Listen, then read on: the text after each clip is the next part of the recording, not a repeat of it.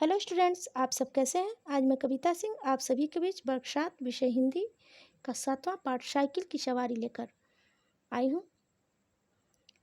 बच्चों, साइकिल की सवारी को सुदर्शन जी ने लिखा है और यह कहानी एक हास्यपूर्ण संस्मरण लेख है। इस लेख के माध्यम से लेखक ने यह बताया है कि समय पर किया हुआ काम या ज्ञान ही अच्छा होता है। असमय काम करने या ज्ञान प्राप्त करने में बाधाएं तो आती ही हैं, कार्य में सफलता मिलना भी मुश्किल हो जाता है। बच्चों, अब तो आप समझ ही गए होंगे कि लेखक को साइकिल चलाने आती नहीं थी। उसी पर उन्होंने लिखा है कि कोई भी काम समय पर सीख लेना बहुत ही आवश्यक होता है। बाद में लोग सीखते हैं, लेकिन कुछ न कुछ कठिनाइयाँ जरूर ही आती है। तो बच्चों, चलते हैं हम लोग इस हास्यपूर्ण लेख की ओर।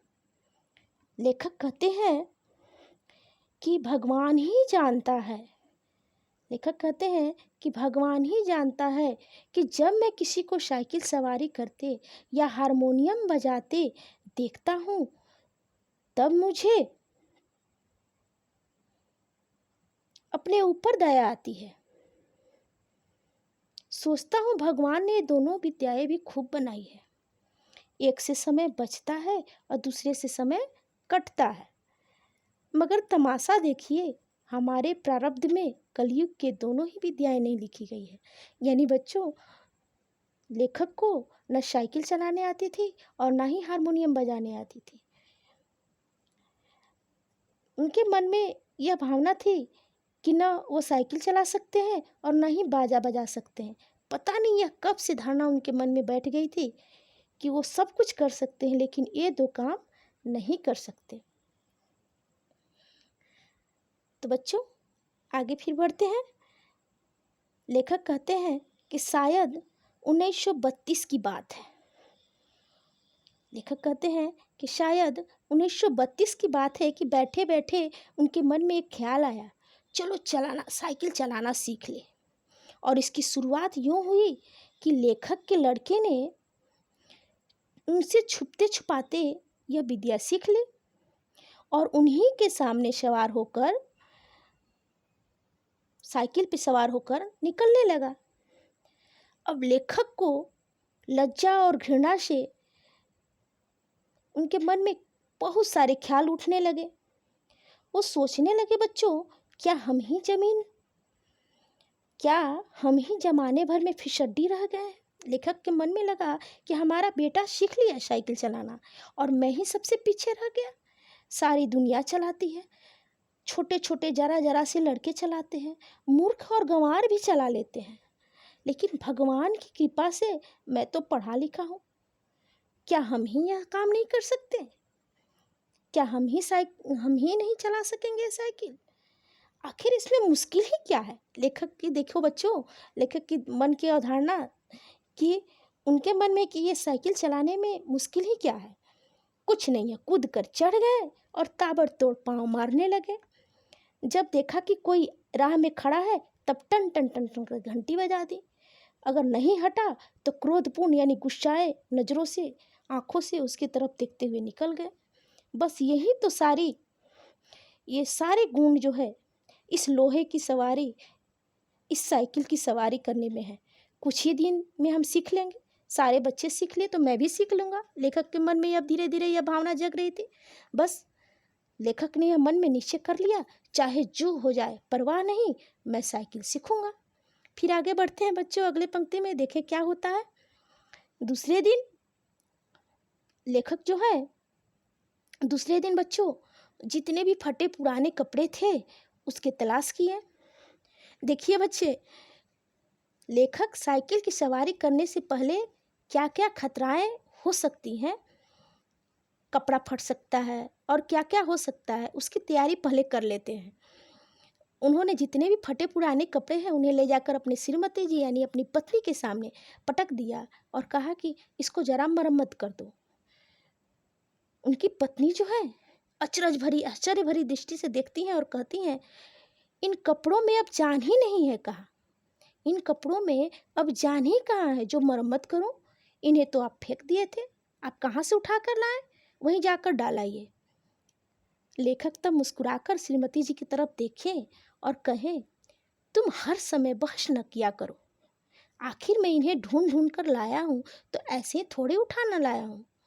कृपा करके इनकी मरम्मत कर डालो। मगर श्रीमती जी बोली, लेखक की पत्नी बोली, पहले बताओ इनका क्या बनेगा। तब बच्चों फिर हम लोग आगे की ओर बढ़ते हैं, देखिए क्या होता है। जब लेखक की पत्नी पूछती हैं कि पहले बताओ इनका क्या बनेगा, तो उन्होंने, लेखक जो है अपने मन ही मन कहते हैं, हम चाहते थे कि घर में किसी को कानो कान खबर न हो और हम साइकिल सवार बन जाए। इसके बाद जब इसकी पंडित हो जाए, तब जहांगीर के मकबरे को जाने का निश्चय करेंगे और घर वाले को तांगे में बिठा दें और कहें, तुम चलो हम दूसरे तांगे में आते हैं। लेखक के मन में यह धारणा थी बच्चों। श्रीमती जी उनसे पूछ रहे हैं कि क्या बताइए पहले इनका क्या करेंगे, लेकिन वो सोचते हैं कि अरे मैं तो यह सोचा ही नहीं कि पत्नी जी श्रीमती जी यह बात पूछेंगे। सोचते हैं कि मैं तो चाहता था कि कानो कानो किसी को खबर ना हो, हम साइकिल सवार बन जाए। इसके बाद जब चलाने में प्रांगण हो जाए, यानी चलाने में अच्छी तरह से साइकिल चलाना सीख ले, तब जहांगीर का मकबरा जाने का निश्चय करेंगे और घर वाले को तांगे में बिठा देंगे और मैं कहूँगा कि आप लोग तांगे में बैठ कर आइए और मैं क्या से जाऊँगा, साइकिल से जाऊँगा। साइकिल की सवार होकर उनको रास्ते में मिले और हमें साइकिल पर सवार देखकर उन लोगों की क्या हालत होगी कि वाह पापा या श्रीमान जी ने तो साइकिल चलाना सीख लिया। सब लोग हैरान हो जाएंगे, आंखें मल मल कर देखेंगे कि कहीं कोई और तो नहीं, परंतु हम गर्दन टेढ़ी करके दूसरी तरफ देखने लग जाएंगे, जैसे हमें कुछ मालूम ही नहीं है, जैसे यह सवारी हमारे लिए साधारण सी बात है। लेखक के मन में बच्चों यह धारणा थी। झुककर झक मारकर बताना पड़ा कि रोज रोज तांगे का खर्च मार डालते हैं, साइकिल चलाना सीखेंगे। लेखक को श्रीमती जी के बार बार पूछने पर बताना ही पड़ा कि रोज रोज तांगे का खर्च से मैं परेशान हूँ और मैं सोच रहा हूँ कि साइकिल चलाना सीख लूँ। श्रीमती जी बच्चे को सुलाते हुए हमारी तरफ देखती हैं और मुस्कुराकर बोलती हैं, मुझे तो आशा नहीं है कि आपसे यह बेल मत्थे चढ़ सके। खैर यत्न करके देखिए, मगर इन कपड़ों का क्या बनेगा। हमने जरा रोब से कहा, आखिर बाइसिकल से एक दो बार गिरेंगे या नहीं, गिरने से कपड़े तो फटेंगे या नहीं। जो मूर्ख है वह नए कपड़े को नुकसान कर बैठता है, जो बुद्धिमान है वो इन्हीं पुराने कपड़ों से काम चलाते हैं। अपने पत्नी को रोब में उन्होंने कहा, मालूम होता है, लेखक कहते हैं कि मालूम होता है कि हमारी इस युक्ति का जवाब हमारी स्त्री के पास कोई नहीं था, क्योंकि उन्होंने उसी समय मशीन मंगवाकर उन कपड़ों की मरम्मत शुरू कर दी। इधर हमने बाजार जाकर जंबक के 2 डिब्बे खरीद लिए कि चोट लगने पर उसका उसी समय इलाज किया जा सके। इसके बाद जाकर एक खुला मैदान तलाश लिया ताकि दूसरे दिन से साइकिल सवारी का अभ्यास किया जा सके। देखिए बच्चों, लेखक ने जितने पुराने कपड़े थे उसका मरम्मत पहले करा लिए, फिर दर्द के निवारण के लिए उन्होंने जंबक भी खरीद करके 2 डिब्बे रख लिए कि चोट लगेगी तो उसका इलाज किया जा सके। और उसके बाद खुला मैदान उन्होंने खोज लिया आसपास, जहाँ जा कर के वो साइकिल की सवारी का अभ्यास कर सके। अब जो है लेखक के मन में सब तो तैयारी उन्होंने कर ली। अब लेखक के मन में यह सवाल उठा कि अब उस्ताद किसको बनाया जाए। इसी उधेड़बुन में बैठे थे, तभी तक तिवारी लक्ष्मी नारायण आ गए। बोले, क्यों भाई, हो जाए एक बाजी शतरंज की। लक्ष्मी नारायण जी लेखक के मित्र थे। हमने सिर हिलाकर जवाब दिया, नहीं साहब, आज तो जी नहीं चाहता। तो उन्होंने पूछा, क्यों? यदि जी न चाहे तो क्या करें? यह कहते कहते हमारा गला भर आया। तिवारी जी का दिल पसीज गया और हमारे पास बैठकर बोले, अरे भाई मामला क्या है? स्त्री से तो झगड़ा नहीं हुआ, पत्नी जी से तो झगड़ा नहीं हुआ। लेखक ने कहा, तिवारी भैया क्या कहें, सोचा था लाओ साइकिल की सवारी सीख ले, मगर अब कोई ऐसा आदमी नहीं दिखाई देता जो हमारी सहायता करे। बताओ, है कोई ऐसा आदमी तुम्हारे ख्याल में जो मुझे साइकिल सिखा दे?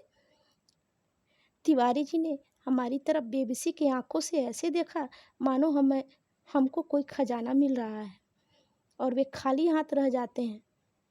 बोले, मेरी मानो तो यह रोग न पालो, अब इस उम्र में साइकिल पर चढ़ोगे, और यह भी कोई सवारी है? डंडे पर उकड़ू बैठे हैं और पाँव चला रहे हैं।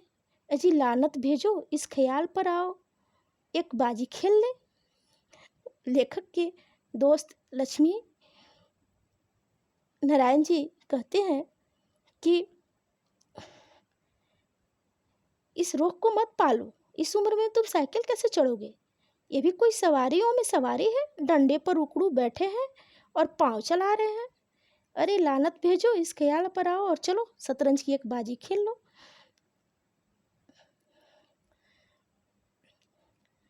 फूंका जाता है। मुंह फुलाकर हमने कहा, भाई तिवारी, हम तो जरूर सीखेंगे, कोई आदमी बताओ। आदमी तो ऐसा है, मगर वह मुफ्त में नहीं सिखाएगा, फीस लेगा, दे सकोगे? कितने दिन में सिखा देगा? यहीं 10-12 दिन में सिखा देगा। और फीस क्या लेगा हमसे? औरों से 50 लेता है, तुमसे 20 ले लेगा हमारी खातिर। हमने सोचा 10 दिन सिखाएगा और 20 रुपये फीस लेगा। 10 दिन 20 रुपये, 20 रुपये 10 दिन, अर्थात 2 रुपया रोजाना, अर्थात 60 रुपया महीना, वह भी 1-2 घंटे के लिए। ऐसी 3-4 ट्यूशनें मिल जाए तो 250-300 रुपया महीना हो गया।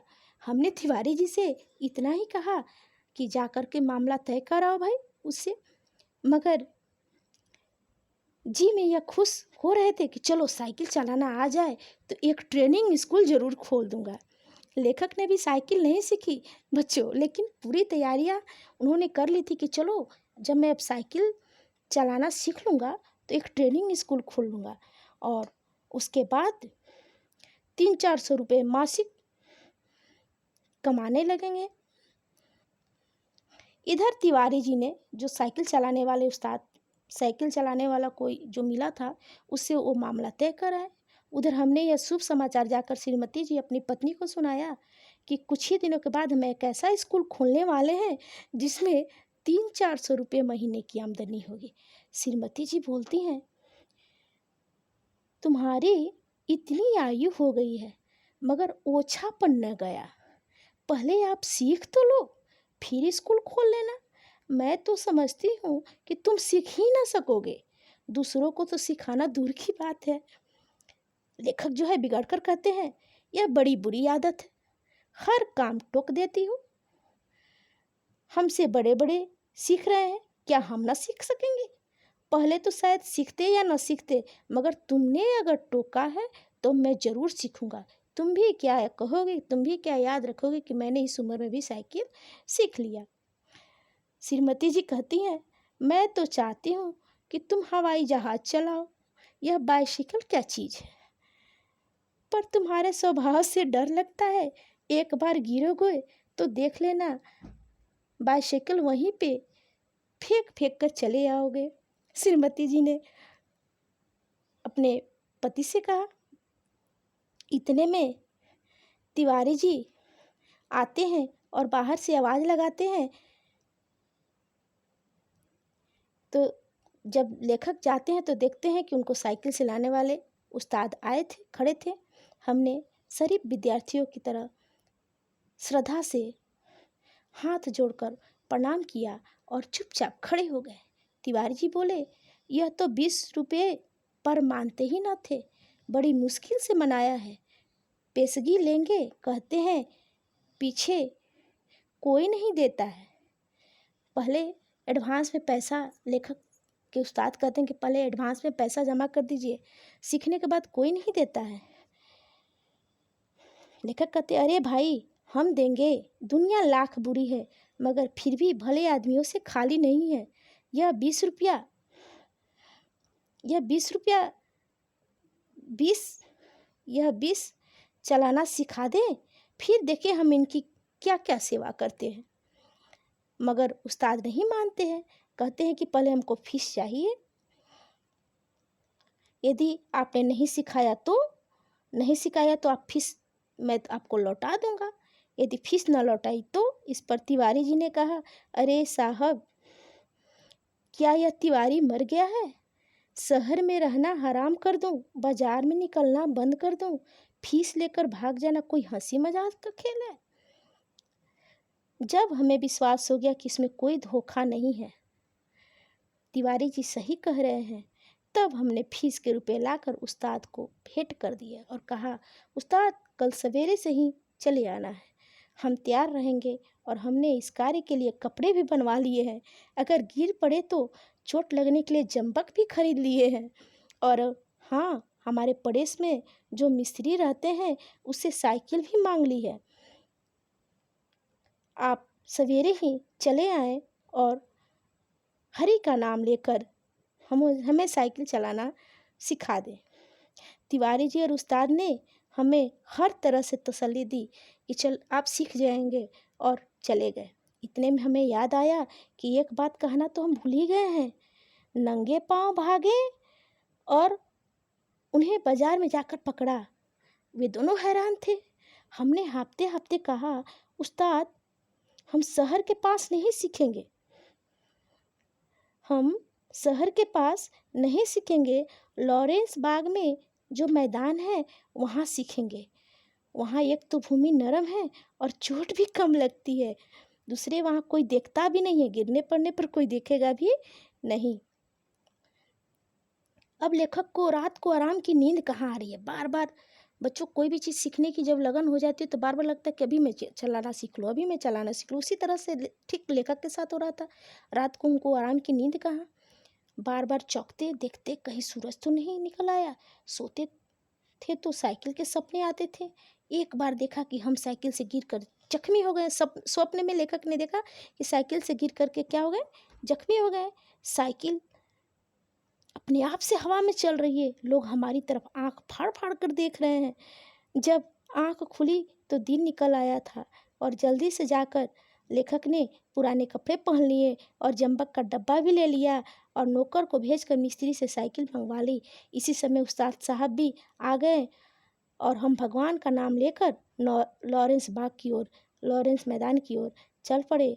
अभी घर से निकले ही थे कि बिल्ली रास्ता काट ली। कहावत है ना बच्चों कि यात्रा पे कहीं भी निकलिए या कहीं भी आप जा रहे हैं शुभ कार्य के लिए, तो बिल्ली रास्ता काट दे तो कार्य वह शुभ नहीं होता है। उसी तरह लेखक के रास्ते में भी बिल्ली आ गई और एक लड़के ने छींक दिया। क्या कहें, लेखक के मन में क्रोध आया इस नामुराद बिल्ली और उस शैतान लड़के पर, मगर क्या करते, दांत पीस कर रह गए। एक बार फिर भगवान का पावन नाम लिया, हे हरि, और आगे बढ़े और बाजार में पहुंचकर देखा कि हर आदमी हमारी तरफ देखता है और मुस्कुराता है। अब हम हैरान थे कि बात क्या है भाई कि सब हमको देख करके मुस्कुरा रहा है। सहसा हमने देखा कि हमने जल्दी और घबराहट में पैजामा और अचकन दोनों ही उल्टे पहन लिए थे। लोग इसी पर हंस रहे हैं। सिर मुड़ाते ही ओले पड़ गए। लेखक देखते हैं कि पैजामा और अचकन जो है दोनों ही उन्होंने जल्दी जल्दी में उल्टा पहन लिया था। मारे शर्म के ठंडे हो गए। अब लेखक जो है उस्ताद से माफ़ी मांगते हैं और घर लौट आते हैं, अर्थात हमारा पहला दिन मुफ्त में ही लेखक का चला गया। अब देखिए बच्चों, अब दूसरा दिन क्या होता है। दूसरे दिन लेखक फिर निकले। रास्ते में उस्ताद साहब बोले, मैं एक गिलास लस्सी पी लूँ, आप ज़रा साइकिल को थामिए। उस्ताद साहब लस्सी पीने लगे और हमने साइकिल के पुर्जे के ऊपर नीचे परीक्षा शुरू कर दी। फिर कुछ जी में आया तो उसका हैंडल पकड़कर ज़रा चलने लगे, मगर 2 ही कदम होंगे ऐसा मालूम हुआ जाए कि जैसे साइकिल हमारे सीने पर चढ़ी आती है। इस समय हमारे सामने यह गंभीर प्रश्न था क्या करना चाहिए? युद्ध क्षेत्र में डटे रहें यानी कि साइकिल को पकड़े रहें या इसको छोड़ दें? सोच विचार के बाद यही निश्चय हुआ कि इसलिए यह लोहे का घोड़ा है। साइकिल को लेखक ने लोहे का घोड़ा है, इसके सामने हम क्या चीज़ हैं? बड़े बड़े वीर योद्धा भी नहीं ठहर सकते। इसलिए हमने साइकिल अगर संभाल में लेखक को नहीं आया तो साइकिल छोड़ दी।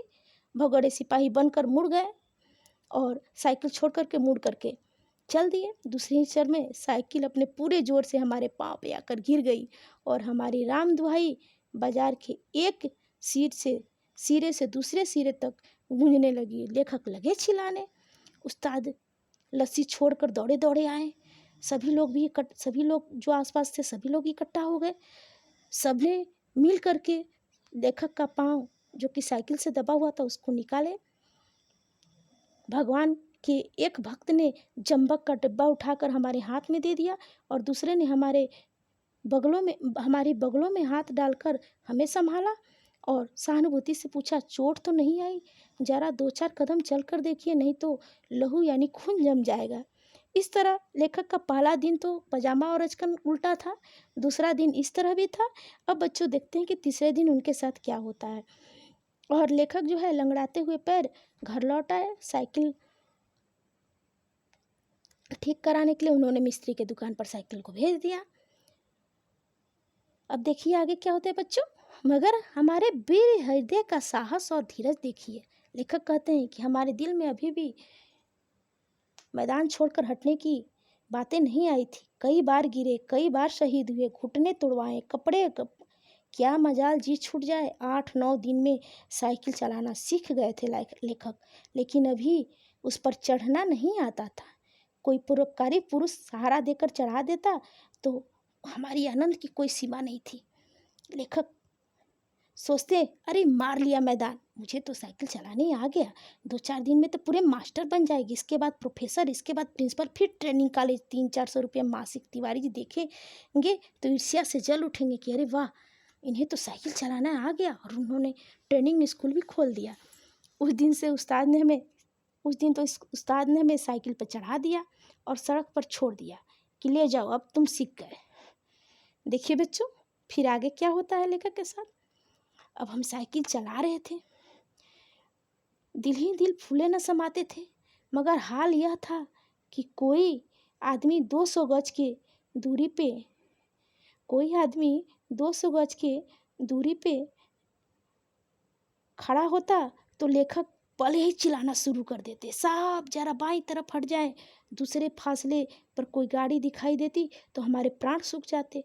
उस समय हमारे मन की जो दशा थी उसे भगवान ही जानते हैं। लेखक कहते हैं बच्चों, जब गाड़ी निकल जाती है तब कहीं जाकर लेखक के दिल में जान आता। फिर देखिए सहसा सामने से तिवारी जी, लेखक साइकिल चला रहे थे, तब अचानक तिवारी जी सामने से आते दिखाई दिए। हमें उन्हें दूर से ही अल्टीमेटम दे दिया, तिवारी जी बाईं तरफ हो जाओ वरना साइकिल तुम्हारे ऊपर चढ़ा देंगे। तिवारी जी ने अपनी छोटी छोटी आंखों से हमारी तरफ देखा, मुस्कुरा कर, जरा एक बात तो सुनते जाओ। हमने एक बार हैंडल की तरफ, दूसरी बार तिवारी जी की तरफ देखकर जवाब दिया, इस समय बात सुन सकते हैं, देख नहीं सकते हैं, साइकिल पर सवार हैं। तिवारी जी बोले, क्या जो साइकिल चलाते हो वे किसी की बात नहीं सुनते? तिवारी जी कहते, क्या साइकिल जो चलाता है वो किसी का बात नहीं सुनता? बड़ी ज़रूरी है बात, जरा उतर आओ। हमने लड़खड़ाती हुई साइकिल को संभालते हुए जवाब दिया, उतर तो आए, फिर चढ़ाएगा कौन? अभी चलाना सीखा है, चढ़ना नहीं। तिवारी जी चिल्लाते ही रह गए, लेकिन हम आगे निकल गए। इतने में सामने से एक तांगा आता दिखाई पड़ा। हमने उसे भी दूर से डांट दिया, बाई तरफ भाई, बाई तरफ, अभी नहीं नए चलाने वाले हैं। तांगा बाई तरफ हो गया। हम अपने रास्ते चले जा रहे थे, एकाएक पता नहीं घोड़ा भड़क उठा और तांगे वाले को सराहते सूझी, और जो भी हो तांगा हमारे सामने आ गया। हमारे हाथ पांव फूल गए। जरा सा हैंडल घुमा देते तो हम दूसरी तरफ निकल जाते, मगर बुरा समय तो बुद्धि पहले ही भ्रष्ट हो जाती है। लेखक के अनुसार बुरा समय आते तो बुद्धि पहले ही भ्रष्ट हो जाती है। उस समय हमें ख्याल ही ना आया, हैंडल घुमाया भी जा सकता था। फिर क्या था, हम और हमारी साइकिल दोनों ही तांगे के नीचे आ गए और हम बेहोश हो गए। जब होश में आए तो लेखक कहते हैं कि हम अपने घर में थे और हमारी देह पर कितनी ही पट्टियाँ बंधी थी। हमें होश में देखकर श्रीमती जी ने क्या, क्यों अब क्या हाल है, मैं कहती न थी साइकिल चलाना ना सीखो। उस समय तो किसी को सुनते ही नहीं थे, साइकिल चलाएंगे साइकिल चलाएंगे। हमने सोचा लाओ सारा इल्ज़ाम तिवारी जी पर लगा दे। लेखक ने सोचा चलो सारा इल्ज़ाम तिवारी जी पर लगा दे और साफ साफ बच जाएंगे, यह सब तिवारी जी की शरारत है। श्रीमती जी ने मुस्कुराकर जवाब